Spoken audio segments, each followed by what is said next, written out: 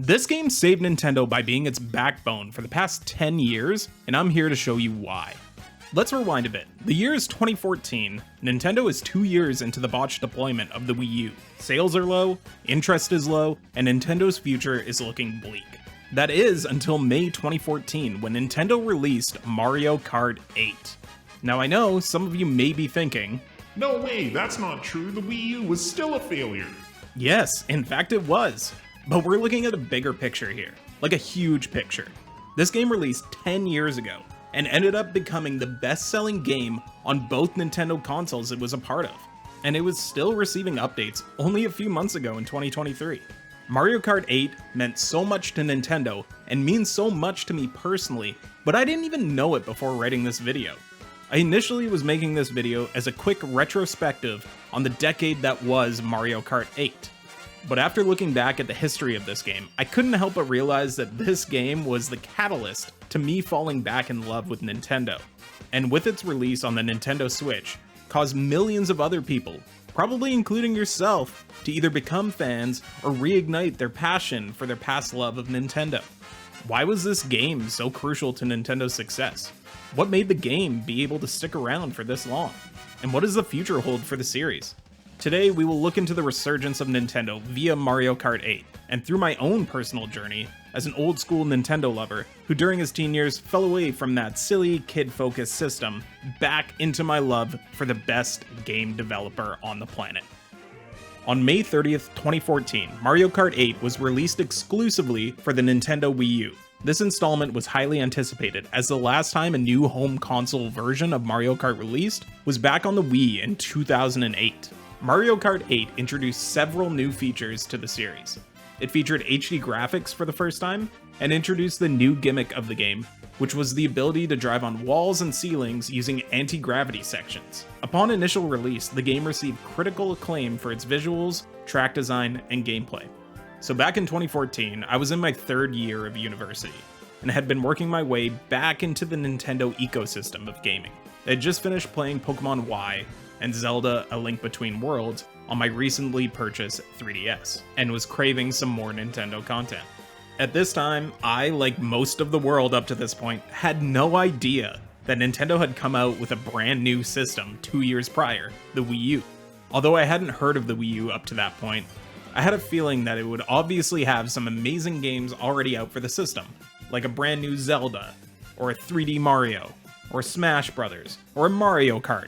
Especially if it was around for 2 years already, right?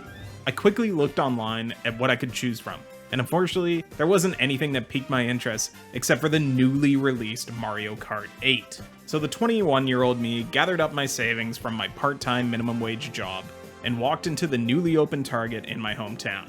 I picked up an in-store promo where I got the console and a free game of choice. And of course, that game that I picked up was Hello Kitty Cruisers.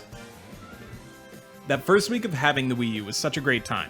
This new piece of hardware that was miles better than my Wii that had been collecting dust ever since I couldn't beat Red Steel with its janky movement-based controls. I still haven't beat that game, and I don't think I ever will.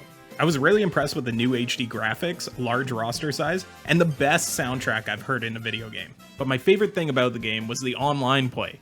I mean, I could actually play a competitive Mario Kart race without having to deal with interacting with other humans. It was great!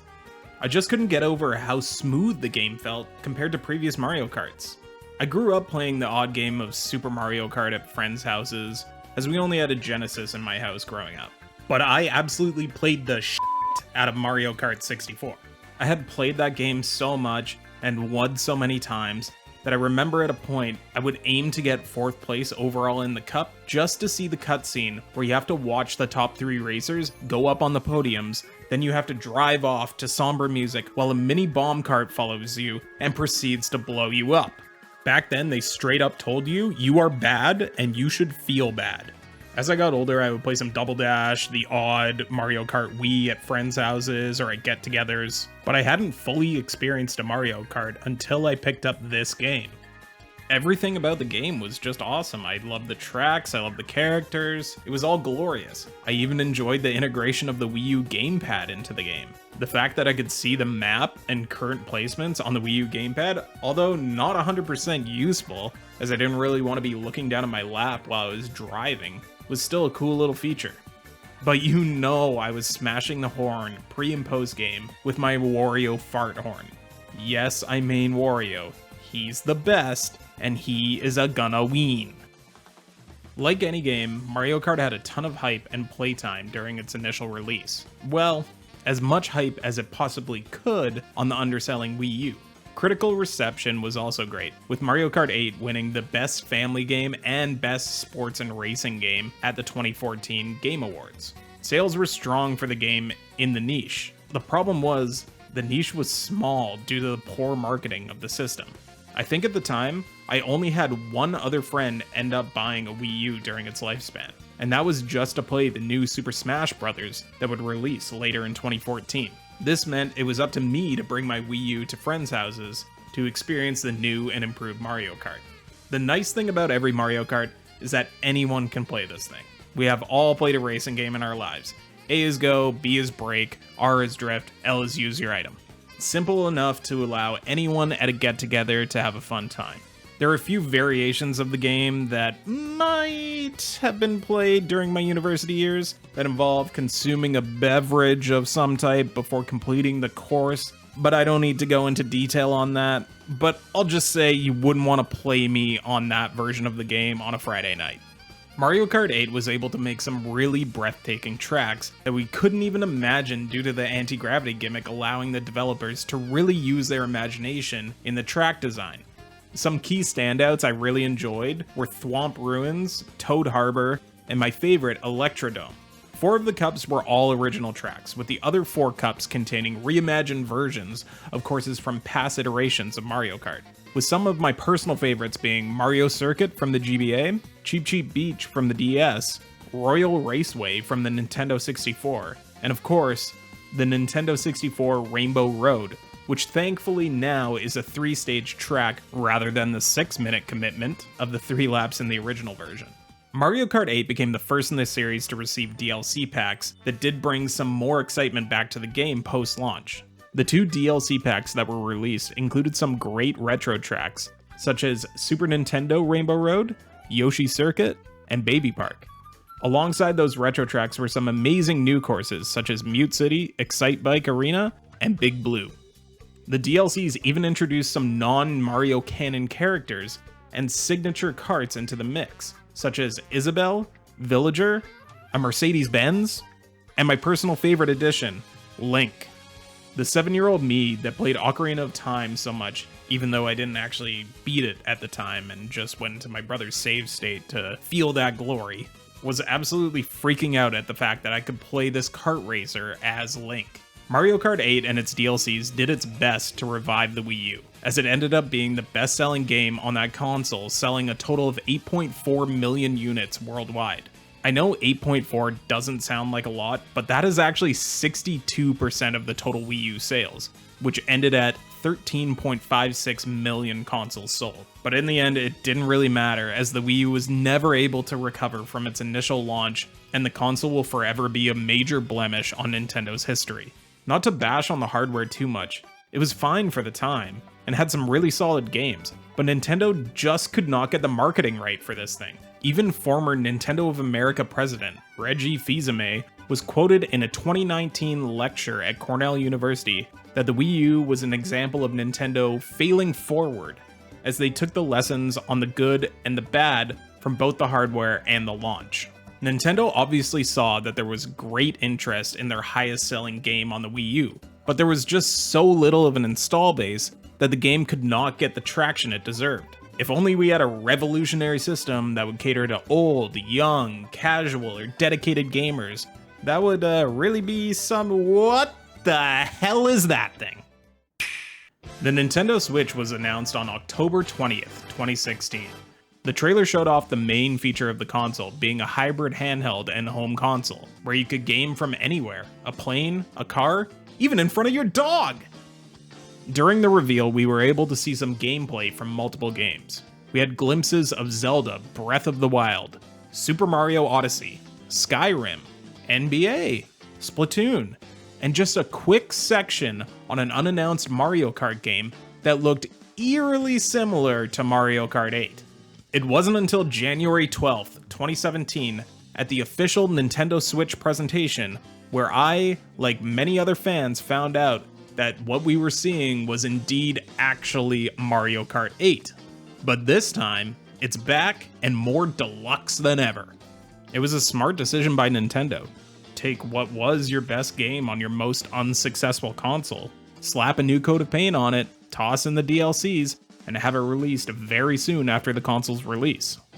Nintendo took a lot of risks with the Switch. They pivoted away from their two-console formula. The hardware was relatively underpowered compared to the other 6th generation consoles. And even looking back, releasing a never-done-before non-linear Zelda game as your launch title could have been looked at as a risk. But Nintendo knew they could bank on Mario Kart 8 as their failsafe. The game was fun, polished, and had a wide audience that knew what they were going to get when they booted up the game. Mario Kart 8 Deluxe released on April 28, 2017, just 1 month after the Switch's release, to great public and critical reception. The game launched with a number of changes. We now have 2 item slots along with double item boxes, some quality of life improvements with visuals and menus, the return of the Boo item, all DLC cups included from Mario Kart 8. But unfortunately, the new version removed my ability to fart with the gamepad, a truly unacceptable downgrade. But there was one major feature brought into Deluxe that many fans were clamoring for: a proper battle mode. So just to rewind a bit, I purposely did not mention the battle mode in Mario Kart 8 on the Wii U due to the fact it was atrocious. The mode was clearly an afterthought for the team before releasing the Wii U edition. They couldn't even muster up a single dedicated map, and they just placed players on an actual Grand Prix map. I remember playing a few of these online and having a heck of a time, even trying to find players inside of Yoshi's Canyon. The mode was terrible, and with Deluxe's release, they could only improve upon from the previous iteration. And boy did they! The battle mode in Mario Kart 8 Deluxe brought back dedicated maps, multiple choices for battle modes, and even brought back a fan favorite item with the feather. And to this day, 7 years after initial release, there's still a decently sized player base playing battle mode right now.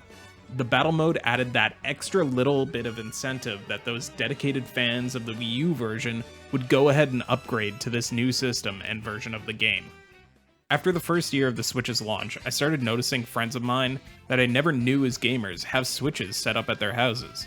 I would usually ask what games they have on the system, and every time I asked, the answer was the same. Yes, you guessed it, Hello Kitty Cruisers. Every single person I asked had Mario Kart 8, which in part was due to Nintendo knowing that this game is immediately recognizable to the vast majority of their target audience. Mario Kart was released on every single home and handheld console Nintendo had released since the inaugural game on the Super Nintendo. No matter your age group or gaming history, you at least knew of Mario Kart. So it made sense during Nintendo's marketing in 2018 for the holiday season, they chose Mario Kart 8 as the included game in the Black Friday sale, which they now have continued this bundle for every subsequent year during the holiday season. This obviously gave a huge boost in sales numbers and install base for Mario Kart 8 Deluxe. With 132 million consoles sold, there have been 57 million units sold of Mario Kart 8 Deluxe. That means 43% of all Switch households have a copy of Mario Kart kicking around their house. So when looking back, we may say Breath of the Wild or Super Mario Odyssey are the games that we immediately think of when talking about the heart of the Switch. It was Mario Kart 8 that was able to be the backbone to the Nintendo Switch's library for all of these years. With a huge install base to the game, Nintendo did something I don't think anyone would have predicted. It had been 5 years since the release of Deluxe, and 8 years since the release of the original version. There were some rumblings of possibly a new Mario Kart game, but at the same time, most people would speculate that Nintendo would hold that new version until the successor of the Switch. So no one was expecting it when Nintendo announced in February 2022 they would be releasing DLC called the Mario Kart Booster Pass. The Booster Pass came out in 6 waves over a 20-month span, with each wave including 2 new cups, which included retro tracks and tracks coming over from Mario Kart Tour. That's right, that's a total of 48 DLC tracks added to a 5-year-old game. Some fan-favorite characters also made their return in the DLC, including Diddy Kong, Funky Kong, and Birdo. The Mario Kart Booster Pass, for all intents and purposes, was a way for Nintendo to sell their higher-tier Nintendo Switch Online Plus expansion pack subscription service. But as a fan of the Mario Kart series, I was here for it. I can't really say too much about the tracks other than they play well, and it was nice to see some of these old tracks that I used to play be realized in this engine. But by the end of the waves, I now know that this was just more Mario Kart 8 with some new turns.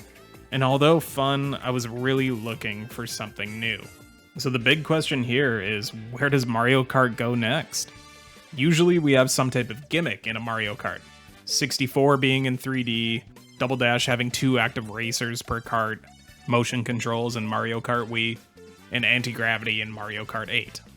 It's really hard to predict a gimmick that Nintendo may be going forward with. For instance, look at Super Mario Bros. Wonder. No one could have guessed that they would put out a very trippy 2D Mario where he turns into an elephant. If I had to put my own prediction in, I would say that Mario Kart 9 will bring back the exact same anti-gravity gimmick, as it just allows for more creative courses. But the one major thing I could see Nintendo doing is doing the same type of thing that Super Smash Bros. Did, and bring back every single character and map from all previous games, and making this Mario Kart Ultimate. I think that would be a cool concept to move forward with into the Switch 2. Another huge addition I'd love to see is a story mode for single-player gameplay. Especially with the portability of the Switch, I would have expected some more dedicated modes for offline single-player gameplay other than Grand Prix. I would love to see Mario Kart take some inspiration from an exceptional single-player focused racing game from the past, Diddy Kong Racing. For those that haven't played Diddy Kong Racing, it was a secondary kart racer on the N64, with honestly better racing mechanics than that of Mario Kart 64. The most standout part of the game to me was the open world single player. In reality, it was just a hub world that you could explore on a cart, a hovercraft, or a plane, but during the late 90s and early 2000s, it was absolutely groundbreaking to an adolescent me. Each hub area would have 4 racetracks, much like a Grand Prix, but once completed, you would need to beat the area's boss to progress in the game. And these bosses were no joke. I remember failing multiple times trying to learn each of the boss's tendencies to see where I could take an opening and win the race. And at the very end of the game, there was this almost near impossible race against the big bad of the game, Whiz-Pig. You could not make a single mistake during this race, and it was infuriating. I recall almost punching my CRT TV, which would not have ended well to my child-sized hands against that thick glass. Now, I don't think Mario Kart 9's single player needs to be as challenging, but I think having a single player aspect that is similar would make it a little bit more exciting playing through those circuits. As well, the hub world could be a better option for unlocking new racers, karts, wheels, and gliders, rather than just having them appear on your screen after a circuit. And as I mentioned earlier, this single player gameplay could be very beneficial for instances where you have no Wi-Fi. Do I see it happening? No, but a guy can hope. There's so much for Mario Kart 9 to live up to, as we've all had the last decade to come to know and love Mario Kart 8. But knowing Nintendo, they have something already up their sleeve that will blow us away. As someone that fell back in love with Nintendo due to this game, I have complete faith in the team to cook something up amazing. It's really hard to beat perfection, but Mario Kart 9 could do exactly that. Now, Mario Kart 8 has been atop the charts for the past 7 years on the Nintendo Switch. But if you'd like to see a game come out of absolutely nowhere and top Nintendo's digital charts, check out this video on screen to see the meteoric rise of Suika Game. And if not, I'd love to hear your guys' thoughts in the comments if you think that Mario Kart 8 was the game that saved Nintendo, or if you have any juicy takes on what you think Mario Kart 9 will be. And that's about it from me. See ya!